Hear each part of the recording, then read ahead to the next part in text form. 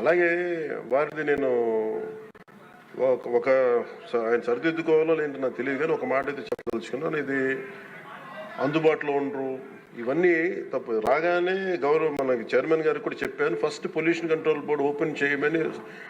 అదొక వాస్తవం ఏంటంటే పొల్యూషన్ కంట్రోల్ బోర్డు సామాన్య మనిషికి సంబంధం, ఓన్లీ ఇండస్ట్రియల్ కనెక్టెడ్ అనుకుంటాను.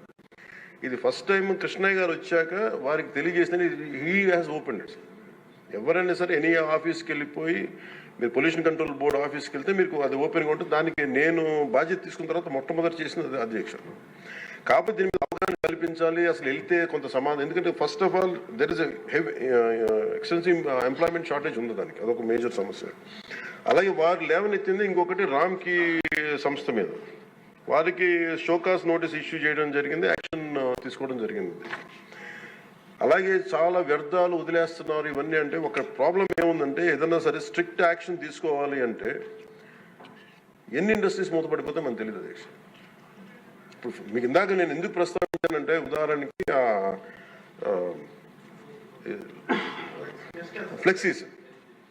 ఇప్పుడు ఫ్లెక్సీలని వెంటనే మనందరికీ తెలుసు, ఫ్లెక్సీస్ మైక్రో లెవెల్ డిస్ట్రిబ్యూట్ అయిపోయి భూమిలోకి వెళ్ళిపోతున్నాయి, నీళ్ళలోకి వెళ్ళిపోతున్నాయి, గాల్లో కలిసిపోతున్నాయి, ఆ తిరిగి తల్లి గర్భంలోకి వెళ్ళిపోతుంది, ఇవన్నీ తెలుసు. కానీ ఏదైనా వెంటనే బ్యాన్ చేద్దామంటే it has become an employment source for many people.